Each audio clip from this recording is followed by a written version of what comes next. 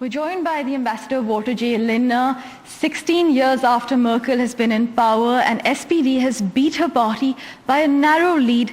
Your first thoughts, Ambassador? Well, it wasn't totally unexpected, but the dimension of the loss of the Christian Democrats was pretty tough. The Greens have also had their best run so far. Is that a surprise, or were you expecting this? It was not a surprise because if you saw the polls in the last few weeks, they were even on a higher level.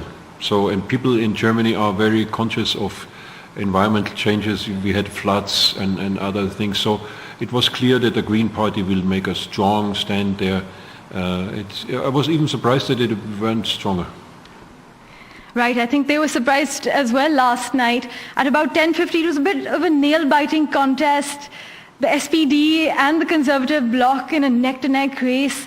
But then Merkel, her party accepting defeat. Laschet at the post-election debate kind of saying that he is open to making coalitions, but not with the SPD. By some freak of fate, can we expect the Conservative bloc and the Social Democrats uniting and coming together? It's politics, end of the day. Freak of fate is a nice word.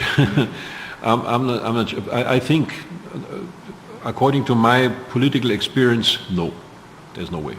Because they had grand coalition now since quite some time, and it was always an emergency solution, because with a grand coalition you have almost no opposition, and it's more healthy if you have a strong opposition, a strong government. So I think this is almost excluded. I would only expect a coalition either so with the Social Democrats and the Liberals and the Greens, or with the Christian Democrats and the Liberals and the Greens. So these two options, I think, will be on the table in the next weeks, and then we will see. All right. Also, Ambassador, it's interesting to note, while most of Asia, the US, Joe Biden as well, and parts of Europe coming together to unite, to ask democracies around the world to come together to rally against the authoritarian influence of China. Now, Olaf Scholz has been cautious about that. He has warned about the disintegration of economics as far as suddenly detaching from China is concerned. Do you think Germany and China are in for a bit of a rough patch with the SPD coming in, if they do, forming the majority government? Is that a possibility? As a general conviction, Germans are always in favor of easing tensions. Confrontation is not really a word which is in our vocabulary, at least in the last 60 years. So this is something we learned from the history, that even when we were living with the former GDR, on the other side, the communist bloc, that talks and some kind of relationship is important. So with China it's the same. Confrontation, we are doing, we speak and we have, deals and other things when it's in both interests, but also we mentioned the challenges and we mentioned the shortcomings of this government system there. So we think it's better than confrontation is kind of involving in a dialogue and solving things through dialogue. Sure. I also want to ask, in terms of Germany and India, we've seen a lot of tech transfer of technology in partnerships as well. Anything on the radar expected with the new coalition coming in perhaps before Christmas, if we're lucky, like you mentioned? Yes, I think there will be something, of course, on the agenda, in both options, whoever wins, because we have a very strong economic relationship. 2,000 companies here, and many of them are high-tech, super high-tech, and I just came from Hyderabad and then from Bangalore. So there's this state-of-the-art artificial intelligence and driving without driver, and it's all very, very before the wave technology. And I think there's a lot of things to do. I've seen a lot of projects there done by Indians and by Germans together for, let's say, the Audi model of 2024, and things which are not yet even out there are already produced here. So there will be a lot to come, and this is a lot of a very strong way to cooperate between our two countries.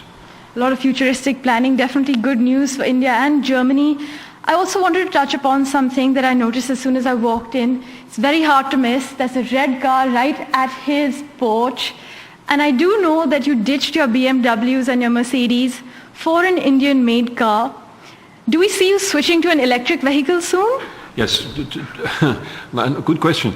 I mean, I didn't really ditch, because this would be too expensive to ditch them. I still have them in the garage, and if there's a long distance, I go with the BMW. But 90% of my drives I do with the Hindustan Motors car, which I love. It's a real car.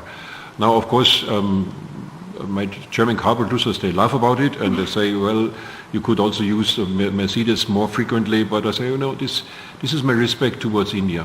Now, it would be, of course, perfect if we replace the motor, which is as a diesel motor or it's a normal engine motor, by some batteries or some. We are working on it through Bosch Bangalore and through others. So, but I would do this as a surprise one day.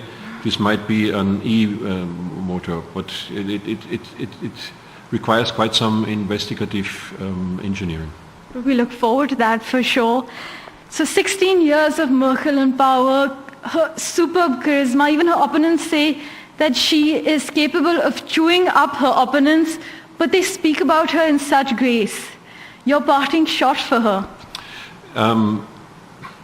Whatever we do in the ballot box is our secret, but I told her also I would, even if I would have not voted for you, I would now vote for you, because I grew into a very strong fan of her, because of her character, of her modesty, of her, of her personality.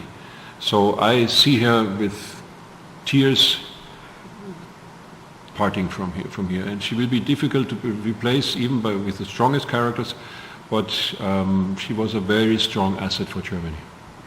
A strong asset and irreplaceable indeed. Thank you so much, Ambassador, for your invaluable time.